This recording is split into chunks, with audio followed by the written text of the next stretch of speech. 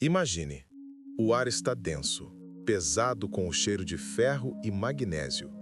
O silêncio é quebrado apenas pelo som distante de pesos batendo e pela sua própria respiração, que se torna cada vez mais audível. Você está debaixo de uma barra, não qualquer barra, uma barra carregada com um peso que te assusta.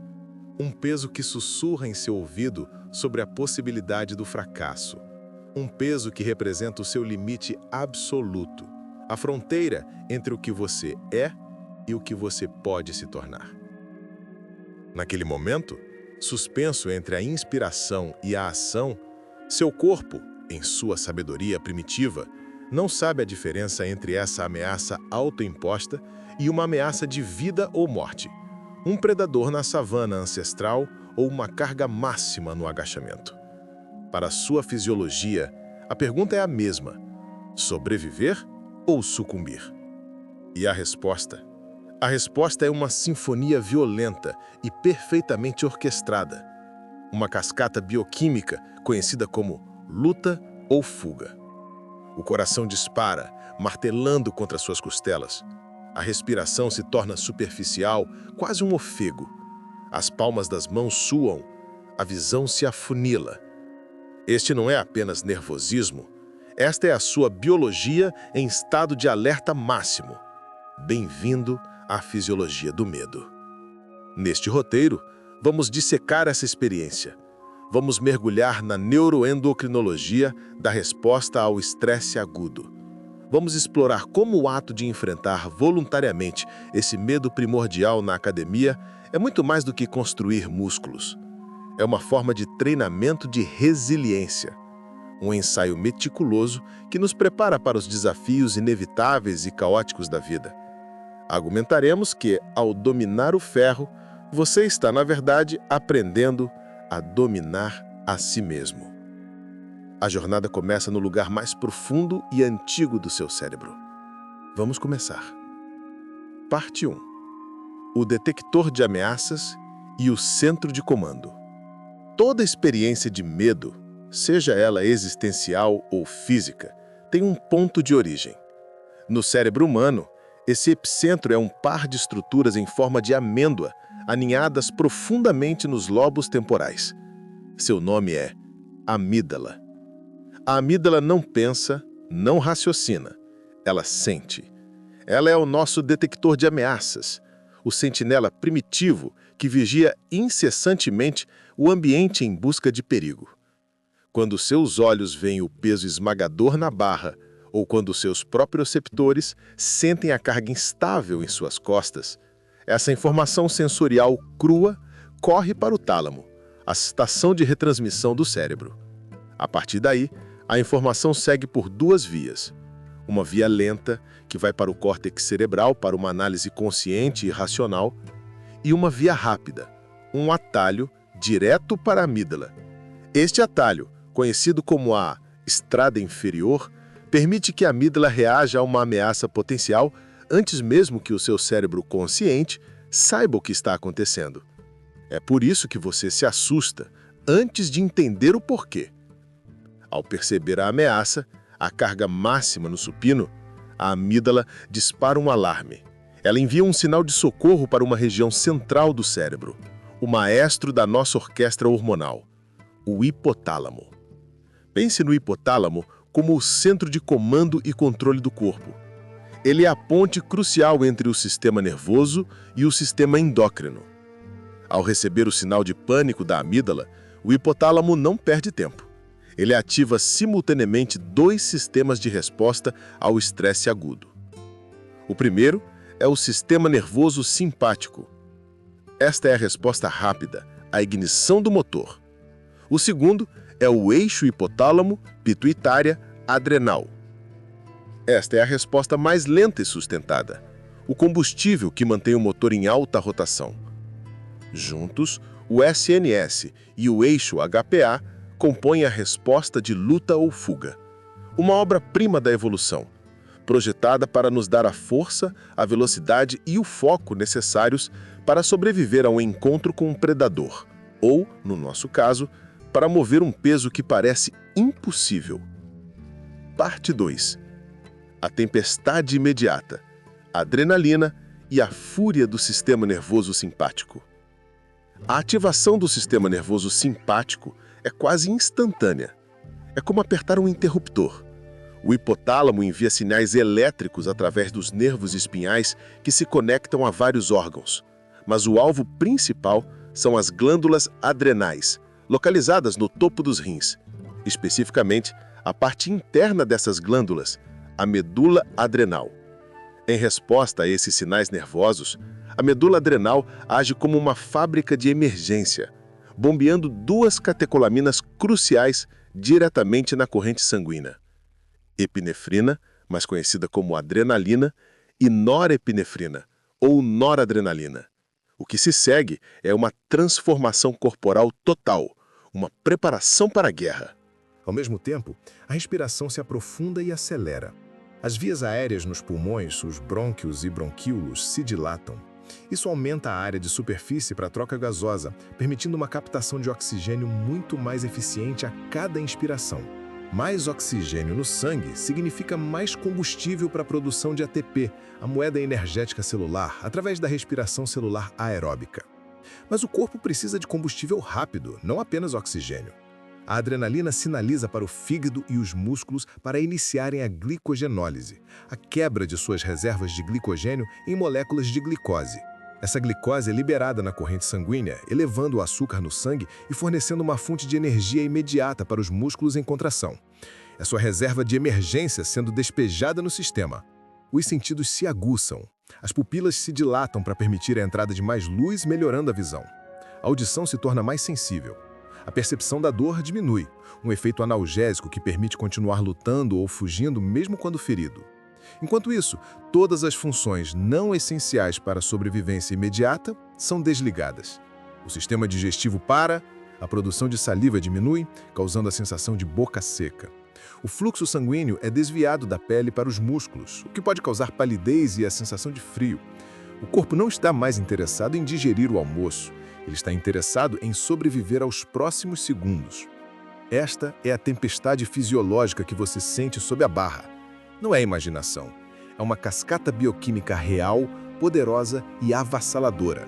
Seu corpo está literalmente se preparando para a batalha de sua vida. Ele está otimizado para força, velocidade e foco máximos. E é exatamente nesse estado que você precisa estar para executar um levantamento pesado com sucesso. Parte 3. O alerta sustentado. Cortisol e a resposta do eixo HPA. Enquanto a adrenalina proporciona a explosão inicial, o corpo precisa de um sistema para manter esse estado de alerta. É aqui que entra o segundo sistema ativado pelo hipotálamo, o eixo HPA.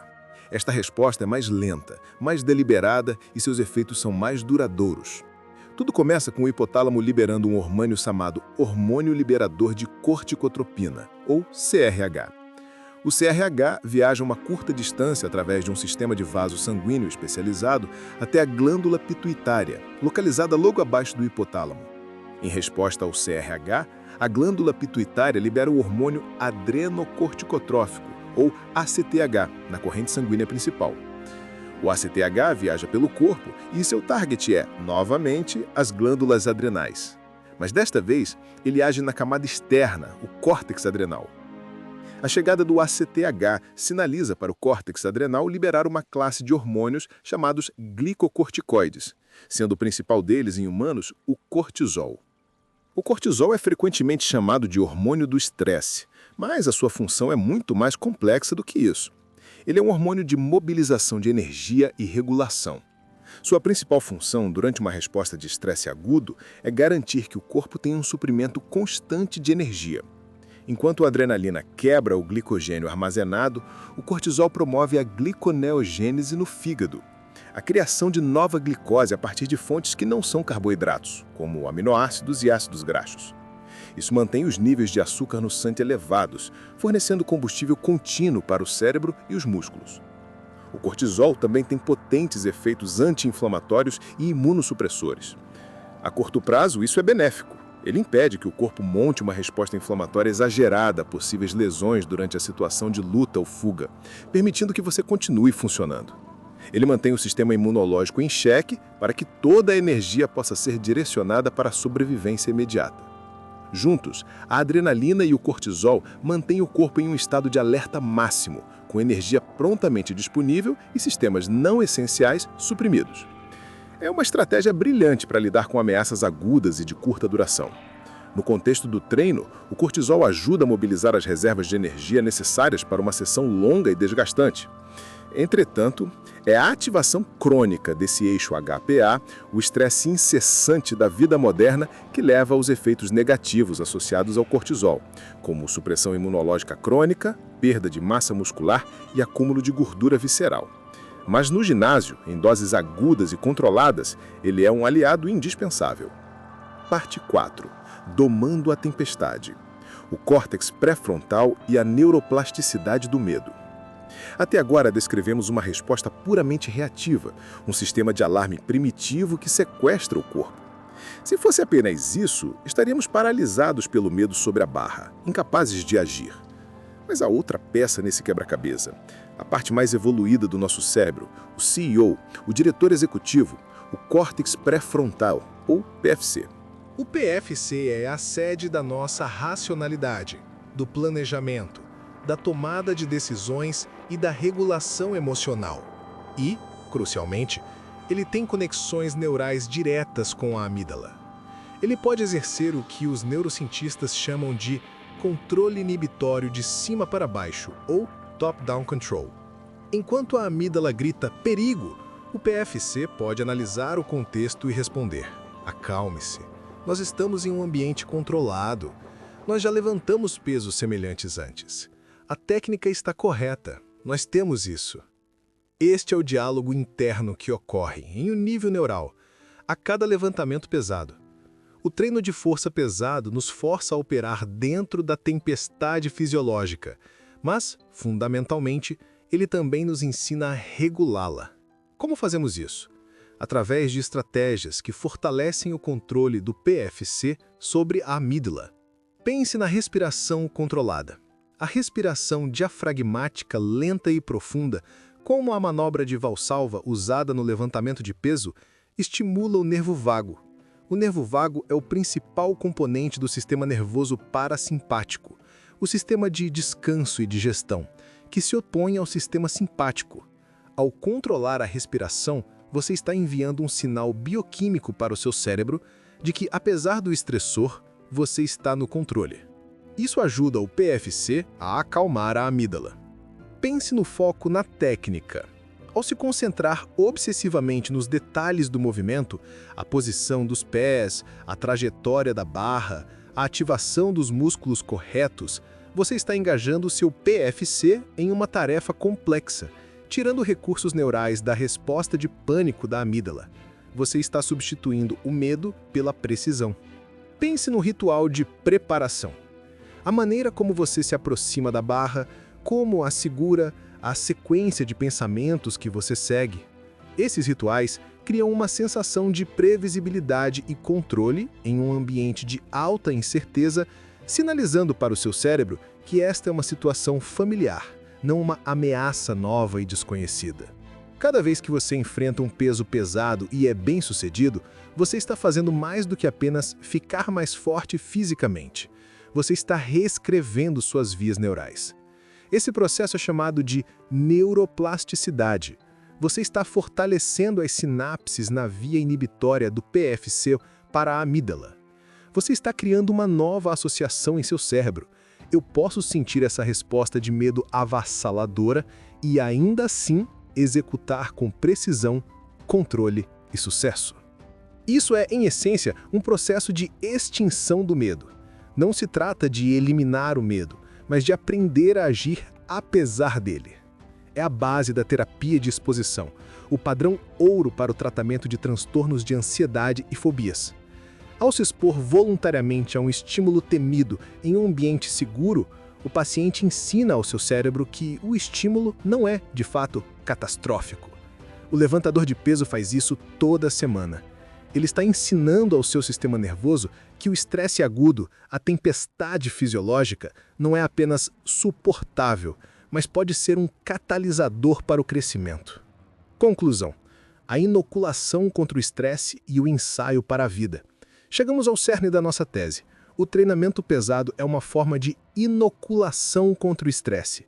Assim como uma vacina expõe o corpo a uma versão enfraquecida de um patógeno para construir imunidade, o treinamento de força nos expõe a doses controladas e intermitentes de estresse fisiológico e psicológico para construir resiliência.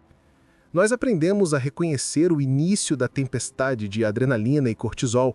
Nós aprendemos a não entrar em pânico, mas a respirar, focar e executar. Nós aprendemos a pensar com clareza sob imensa pressão física e mental. Nós aprendemos a regular nossa resposta emocional e a confiar em nossa capacidade de superar desafios que, à primeira vista, parecem intransponíveis. E essa habilidade, forjada no ferro, não fica na academia. Ela se transfere, ela permeia todas as outras áreas da sua vida. Quando você se depara com uma apresentação de trabalho estressante, uma conversa difícil com um ente querido, uma crise financeira inesperada ou qualquer um dos inúmeros desafios que a vida inevitavelmente nos apresenta, a resposta fisiológica subjacente é a mesma. A amígdala dispara. O hipotálamo ativa o SNS e o eixo HPA. A adrenalina e o cortisol inundam seu sistema. Seu coração dispara, sua respiração fica curta. Mas agora, algo é diferente. Você já esteve aqui antes.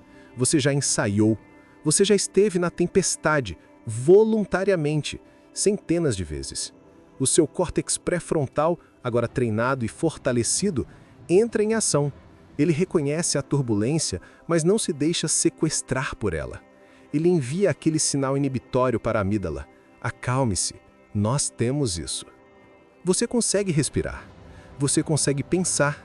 Você consegue agir de forma racional e deliberada, em vez de reagir por puro instinto de pânico. O universo pode ser um lugar caótico e indiferente. O sofrimento e a adversidade são inevitáveis. Não podemos controlar o que a vida joga em nosso caminho, mas podemos controlar como nos preparamos para isso. Podemos construir um sistema nervoso que não se quebra sob pressão, mas que se curva e se adapta. Podemos, através do esforço consciente e da dificuldade voluntária, nos tornar mais robustos, mais calmos e mais capazes. Da próxima vez que você estiver sob aquela barra, sentindo o peso em suas costas e o medo em seu coração, lembre-se disso. Você não está apenas levantando um peso. Você está reescrevendo o seu cérebro. Você está treinando sua biologia.